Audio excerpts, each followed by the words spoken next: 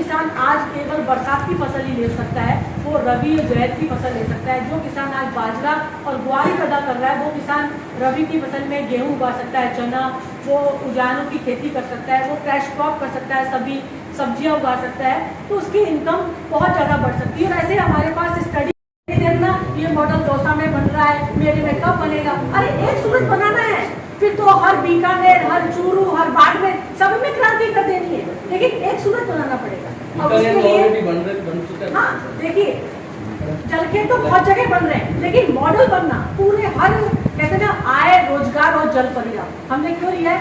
हर खेत पे जलखेत, जल पर्याप्त, वहाँ पर रोजगार मतलब बायोगैस, दूध की डेयरी, खाद आगे बढ़े। जिनको फंडिंग होती है बाहर से कि भारत को रोक दो, भारत की नदियों को मत जोड़ो, भारत में परमाणु बिजली का मत लगने दो, तो जनता विरोध करती है, जो जनता को परमाणु बहुत पता है, फिर राजनीति हो जाती है। तो ऐसे में क्या सोल्यूशन? और 90% मार्केट किसके पास है? ऑयल, कोल और गैस। तो आप समझ सकते हैं, और वो परमाणु बिजली का नहीं लगा सकते। परमाणु बिजली का सेंट्रल गवर्नमेंट लगाती है। जनता है कृषि और पशुपालन, और दोनों की ही मेन जरूरत है वो है पानी। और पिछले 10 वर्षों में ही भारत का 60% भूजल स्तर खत्म हो चुका है। किसान के पास पानी नहीं होगा तो वो खेती नहीं करेगा, पशुओं को चारा नहीं होगा, यानी उसकी इनकम जो इन दोनों चीज़ों से आ रही है वो धीरे धीरे कम होती जा रही है। इस समस्या का सोल्यूशन क्या है? तो मेरे साथ, हमारे साथ विप्र गोयल हैं, जो IIT खड़गपुर से पास आउट हैं, जिन्होंने ऑस्ट्रेलिया, अमेरिका में भारत से पेपर प्रेजेंट किए हैं, और जिन्होंने इसरो पहले पूरे राजस्थान का दौरा किया, कहाँ जैसे अपने बाड़मेर, जैसलमेर, चूरू, झुंझुनू, मैं खुद वहाँ पर गई हूँ। तो हमने देखा पानी की बड़ी दिक्कत समस्या है। ये हमने उससे हमारे अंदर एक प्रेरणा जागृत दी कि आज मेरे को भारत की परमाणु शैली के नाम से लोग जानते हैं, लेकिन जल संकट से एक आया कि लोग मेरे को जल सहेली भी बोलने लगे। जैसे आज के टॉपिक में आपको कुछ जगह चिन्हित किया आपने? अभी अपन ने क्या कर रहे हैं, ये सब करने के बाद में हमने पूरा एक लिया कि पूरे भारत में 250 जो जिले हैं वो डार्क जोन हो चुके हैं। लंबाई, चौड़ाई, गहराई का जलकुंडा खुदाई होती है JCB और मशीन्स के द्वारा। उसके अंदर 500 माइक्रोमीटर की हम प्लास्टिक शीट बिछाते हैं, जिससे पानी जमीन में नहीं जाता, पूरी साल पानी भरा रहता है, और किसान उससे 3 फसल ले सकता है। और ये काम करने के बाद में उस पर फेंसिंग हम लगाते हैं ताकि कोई उस पर गिरे नहीं, और खेत के चारों तरफ हम 50 फलदार वृक्ष लगाते हैं।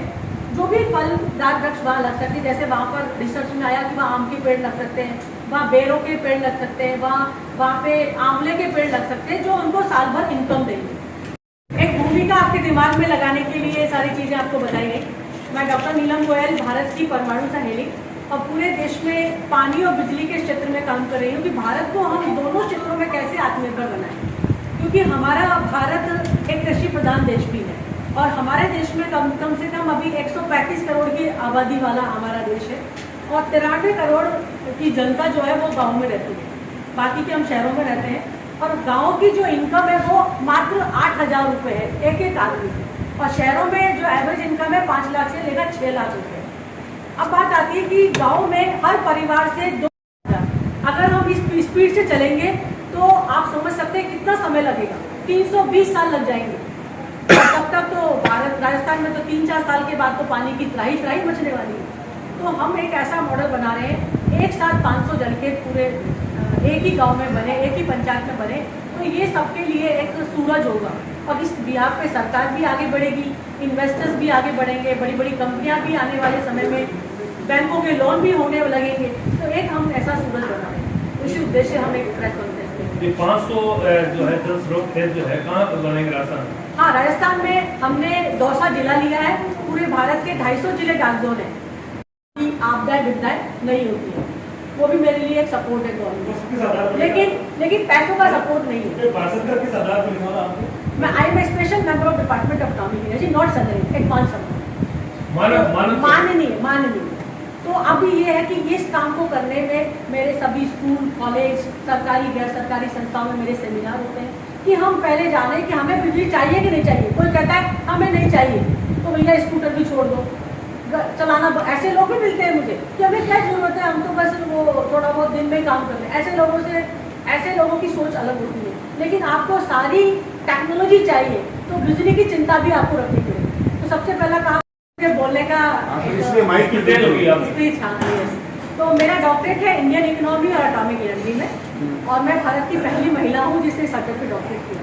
उसके बाद मैंने पोस्ट डॉक्टर ट्रेनिंग किया department of atomic energy Mumbai, Bharat सरकार, और वहीं से मुझे नाम मिला भारत की परमाणु शक्ति। इस नाम से मेरी पहचान है पूरे देश विदेश में। उसके बाद में मैं एज ए असिस्टेंट प्रोफेसर थी जयपुर वुमेन्स यूनिवर्सिटी में सन 2010 में, और 2011 में जापान में भूकंप और सुनामी आई और पूरे देश में एटॉमिक एनर्जी का लोगों ने विरोध किया। तो मैंने अपना नौकरी छोड़कर मिशन लिया लोगों को मैं जागरूक करूँ, और उस समय 2800 मेगावाट का पावर प्लांट का विरोध चल रहा था हरियाणा में। वो मैंने हिसार, भिवानी, सिरसा, फतेहाबाद काम किया, वो चालू हुआ। तमिलनाडु का, देन राजस्थान है, और इसमें हमने 10 जलखेत हमने बना दिए हैं, 490 बनाने बाकी हैं। तो ये भारत के 30,000 ग्राम पंचायतें एवरी ईयर इसी मुहिम पे चलेंगी, और राजस्थान में 2000 ग्राम पंचायतें एवरी ईयर इसी तर्ज पर बदलेंगी। अभी तक हुआ कुछ बीकानेर में? अभी बीकानेर में अभी हम लोग एक मॉडल बना रहे हैं, एक मॉडल भारत का मॉडल है, नहीं राजस्थान में बना रहे हैं, लेकिन कुछ किसान से आप क्या ले रहे हैं और किसान को क्या दे रहे हैं? हम ये अभी ये बनाने में हमको अभी खुदाई करनी है, प्लास्टिक शीट बनानी है, तो खर्चा होता है। एक जलखेत को बनाने में 1.5 लाख रुपए का खर्चा होता है। किसान से हम कोई रुपया नहीं ले रहे, क्योंकि किसान से आप रुपया लोगे तो आप मॉडल नहीं बना पाओगे। तो आप लोग सरकार से तो सब्सिडी अभी लेते हैं? सरकार नहीं, सरकार से भी, सरकार तो इवन किसानों को सब्सिडी भी देती है, तो अभी किसान नहीं बना पाता, क्योंकि पूरा पैसा पहले लगाना होता है। तो अभी हम क्या करते हैं, जो भी बड़े लोग हैं, जो भी समाज के आगीवान लोग हैं, जो भी CSR कंपनियां हैं, जो भी इंडस्ट्रियलिस्ट हैं, दे कैन सपोर्ट अस। तो एक एक जलखेत को लोग गोद ले सकते हैं।